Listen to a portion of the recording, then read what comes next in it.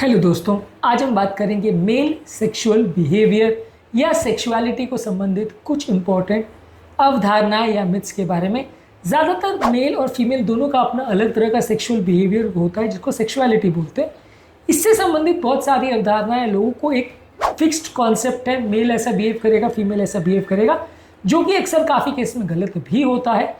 आज हम इसके संबंधित कुछ मिथ्स या अवधारणाओं पर बात करेंगे ताकि ओवरऑल एक अंडरस्टैंडिंग डेवलप हो पाए और इस तरह की अवधारणाएं आप आगे ना बनाएं ताकि आपको उनके बिहेवियर्स को और उनकी साइकोलॉजी को समझने में मदद मिले। टॉपिक पर जाने से पहले जो लोग हमारे चैनल पर नए हैं उन्हें रिक्वेस्ट करूँगा कि चैनल को सब्सक्राइब करें, वीडियोज़ को लाइक करें, शेयर करें, फॉलो करें, कमेंट करें, पूरा देखें।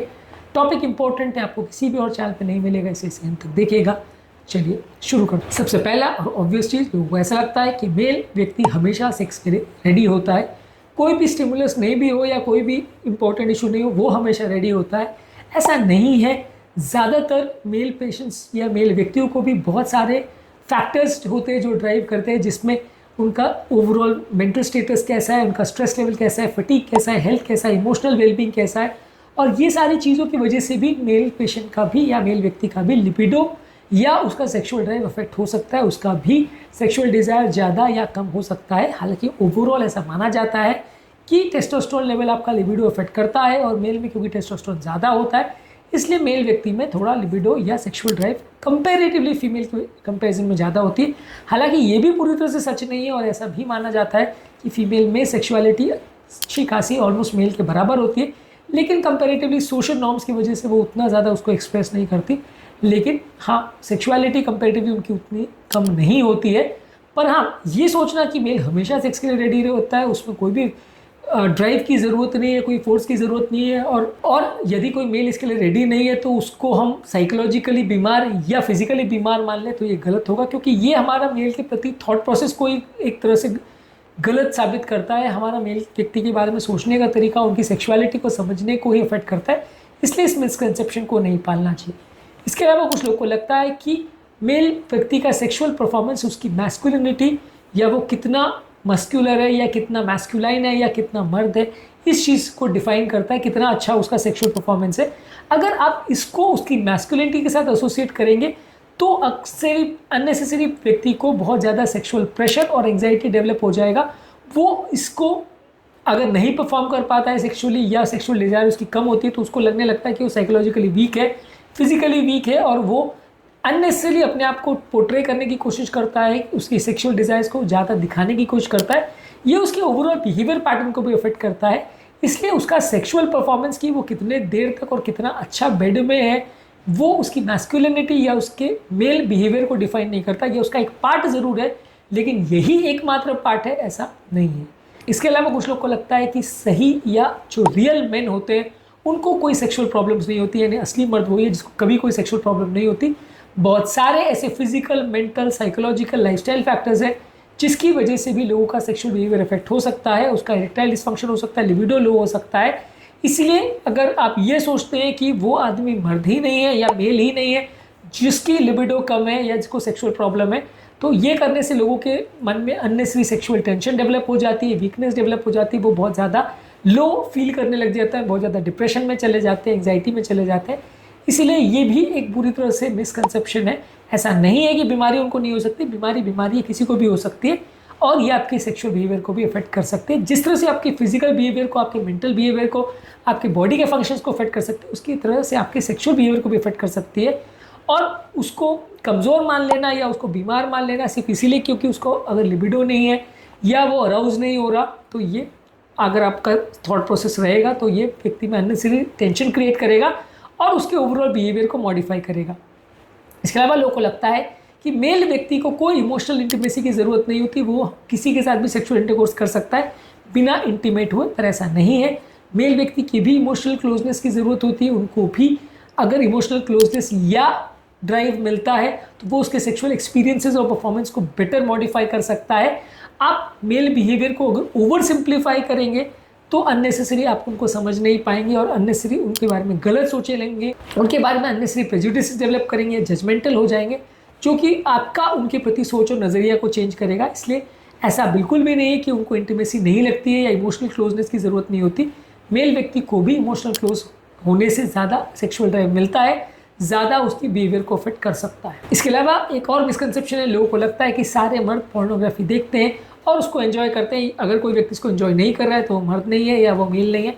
ये भी पूरी तरह से गलत है। ये भी आपके ओवरऑल बिहेवियर पैटर्न से अफेक्टेड होता है। कोई व्यक्ति देखता है, कोई व्यक्ति नहीं देखता है, कोई व्यक्ति एंजॉय करता है, कोई व्यक्ति नहीं करता है। इसका कहीं से कहीं तक आपके मेल होने या मैस्कुलाइन होने या सेक्सुअल बिहेवियर से कोई कोरिलेशन नहीं है।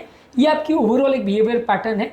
जिस तरह कोई व्यक्ति मोबाइल फ़ोन ज़्यादा देखता है या टीवी ज़्यादा देखता है या कोई पर्टिकुलर एक्टिविटी को ज़्यादा एंजॉय करता है, कोई नहीं करता है, ये भी एक तरह का हॉबी है या एक तरह का बिहेवियर है जो ज़रूरी नहीं है कि आपके ओवरऑल सेक्सुअल बिहेवियर से अफेक्टेड हो। पोर्नोग्राफी की एक आदत, एक लत होती है जो किसी किसी को होती है, किसी को नहीं होती है। ज़रूरी नहीं है कि हर व्यक्ति को ऐसा हो। इसके अलावा अगला कॉमन मिसकंसेप्शन जो कि सबको ऐसा लगता है कि मेल को ही हमेशा सेक्स इनिशिएट करना चाहिए। यदि वो नहीं कर रहा है तो वो कोई कारण से हीन है या गलत है और फीमेल को कभी नहीं करना चाहिए। ये सोसाइटी का नॉर्म ज़रूर हो सकता है। फीमेल्स थोड़ी रिजर्व होती है, खासकर इंडियन सोसाइटी में, तो वो ना इनिशिएट करे, ऐसा हो सकता है। लेकिन ये कहीं से कहीं तक हमेशा रूल नहीं है कि ऐसा मेल के साथ ही होना चाहिए, उसी को हमेशा इनिशिएट करना चाहिए। वैसा सोचना गलत है। ज़्यादातर ऐसा होता है कि थोड़ा उनका ड्राइव ज़्यादा होता है, थोड़े बोल्ड होने की वजह से वो इनिशिएट करते हैं, लेकिन ऐसा कंपलसरी नहीं है। इसके अलावा मेल पेशेंट्स के साथ एक और मिसकंसेप्शन है कि उनको कभी कोई हरासमेंट या सेक्सुअल असॉल्ट नहीं हो सकता। हमेशा सेक्सुअल असॉल्ट होगा तो फीमेल के साथ ही होगा, मेल के साथ नहीं होगा। बहुत सारे सेक्सुअल क्राइम्स ऐसे हैं, और ख़ासकर जो बच्चों के साथ या कई वीक लोगों के साथ होते हैं या जो गे सेक्स होता है, ज़्यादातर इस तरह के सेक्सुअल वायलेंस बहुत बार मेल लोगों को भी अफेक्ट करते हैं। अगर आप इस चीज़ को रूल आउट कर देते हैं और ये सोचते लगते हैं कि ऐसा हो ही नहीं सकता, तो बहुत सारे इस तरह के गलत चीज़ें या क्राइम्स भी छुप जाते हैं, या आप उस पर ध्यान नहीं दोगे। तो ऐसा नहीं है कि मेल व्यक्ति विक्टिम नहीं हो सकता सेक्सुअल असॉल्ट का, हरासमेंट का, और कभी कभी उल्टा भी हो सकता है कि फीमेल पार्टनर भी मेल को सेक्सुअली हरास कर सकती है। हालांकि हमारी सोसाइटी ये मानने को मजबूर है कि हमेशा मेल ही फीमेल को सेक्सुअली हरास करता है, लेकिन हमेशा ये सही हो ज़रूरी नहीं है। इसके अलावा कुछ लोग को लगता है कि मेल व्यक्ति हमेशा सेक्सुअल ऑर्गेज़म या पीक या क्लाइमैक्स रीच करता है। ऐसा ज़रूरी नहीं है। कई बार स्ट्रेस, एंग्जाइटी और दूसरे फैक्टर्स की वजह से उसको सेक्सुअल सेटिस्फैक्शन या ऑर्गेज़म ना हो, ऐसा हो सकता है। इसलिए ये भी मिसकंसेप्शन है कि हमेशा उसको ऑर्गेज़म या क्लाइमैक्स होगा, ऐसा ज़रूरी नहीं है। इसके अलावा लोगों को ऐसा लगता है कि मेल या तो हमेशा मोनोगैमस होता है या हमेशा पॉलीगैमस होता है। ऐसा भी सोचना गलत है। मेल मोनोगैमस भी हो सकता है, पॉलीगैमस भी हो सकता है। ऐसा बिहेवियर उसके अपने चॉइसेस पर डिपेंड करता है। वो एक पार्टनर रखेगा या मल्टीपल पार्टनर रखेगा, ये उसके मेल बिहेवियर या उसके मैस्कुलिनिटी से अफेक्टेड नहीं है। एक मर्द के भी बहुत सारे फीमेल पार्टनर्स हो सकते हैं, एक फीमेल के भी बहुत सारे मेल पार्टनर्स हो सकते हैं। ये उनकी थॉट प्रोसेस को ज़्यादा रिफ्लेक्ट करेगा, उनके सेक्सुअल बिहेवियर को रिफ्लेक्ट करेगा। लेकिन मेल है तो पॉलीगैमस होगा या मोनोगैमस होगा, ऐसा कोई फिक्स नहीं है। बहुत सारे लोग के अलग अलग तरह के रिलेशनशिप्स हो सकते हैं। इसके अलावा कुछ लोगों को लगता है कि मेल व्यक्ति का कोई बॉडी इमेज इशू नहीं होता, वो अपनी बॉडी के लिए कंसर्न नहीं होते। सिर्फ फीमेल लोगों को ही अपनी बॉडी इमेज का कंसर्न होता है, ऐसा नहीं है। मेल व्यक्ति का भी कॉन्फिडेंस और उसका सेक्सुअल रिलेशनशिप बहुत हद तक उसके ओवरऑल जो बॉडी कंसर्न है या बॉडी इमेज से कंसर्न होता है, और इससे उसको सिग्निफिकेंट इफेक्ट हो सकता है अपने शरीर के बारे में, अपने मस्कुलिनिटी के बारे में, या अपने ओवरऑल लुक्स के बारे में वो क्या सोचता है, ये उसके सेक्सुअल बिहेवियर को अफेक्ट कर सकता है। वो अच्छा या बुरा फील कर सकता है। इसलिए बॉडी इमेज मेल में भी होती है, फीमेल में भी होती है। सिर्फ फीमेल में होती है, मेल में नहीं होती, आप सोचोगे तो ये गलत है। इसके अलावा कुछ लोग को लगता है कि मेल व्यक्ति को सिर्फ सेक्सुअल में जो एक्चुअल पेनिट्रेशन एक्ट है उसी में इंटरेस्ट रहता है, कोई फोर प्ले में इंटरेस्ट नहीं रहता। यानी कि एक्चुअल पेनिट्रेशन से पहले जो भी एक्ट किया जाता है उसको फोर प्ले बोलते हैं। मेल व्यक्ति को इसमें कोई इंटरेस्ट नहीं होता, ऐसा लोग को लगता है, पर ये भी गलत है। ये भी आपके इंडिविजुअल चॉइसेस और बिहेवियर पर डिपेंड करता है। हालांकि ऐसा माना जाता है कि फीमेल ज़्यादा एंजॉय करती है foreplay as compared to actual intercourse, पर यह भी केस टू केस या पर्सन टू पर्सन वेरी कर सकता है। और ऐसा कोई रूल नहीं है कि मेल के साथ ऐसा होगा और फीमेल के साथ ऐसा होगा, ऐसा कोई clear cut text book correlation नहीं है। हाँ, ऐसा हो सकता है कुछ लोगों के बिहेवियर में, लेकिन हर व्यक्ति के साथ बिहेवियर में ऐसा ही होगा, ऐसा कोई रूल नहीं है। और ये मेल पैटर्न ऑफ सेक्सुअलिटी को डिफाइन करता है, ऐसा नहीं है। काफ़ी लोग की इंडिविजुअल चॉइसेस अलग अलग हो सकती है। कोई लोग कोई चीज़ को एंजॉय करते हैं, कोई लोग कोई चीज़ को एंजॉय नहीं करते हैं। वो आपके इंडिविजुअल एक्सपीरियंस और लाइकिंग्स पर डिपेंड करता है, रादर देन आपका मेल या फीमेल होने पर। उम्मीद करूँगा कि आज के टॉपिक में जहाँ हमने मेल पैटर्न ऑफ सेक्सुअलिटी के संबंधित कुछ इंपॉर्टेंट मिसकंसेप्शंस को एड्रेस किया, आपके लिए यूज़फुल रहा होगा और कुछ चीज़ें आपको इस बारे में समझ में आई होगी। उम्मीद करूँगा कि आज के टॉपिक में कुछ नई बातें जानने को मिली होगी। जो लोग हमारे चैनल पर नए हैं उन्हें रिक्वेस्ट करूँगा कि चैनल को सब्सक्राइब करें, वीडियोज़ को लाइक करें, शेयर करें, फॉलो करें, कमेंट करें, पूरा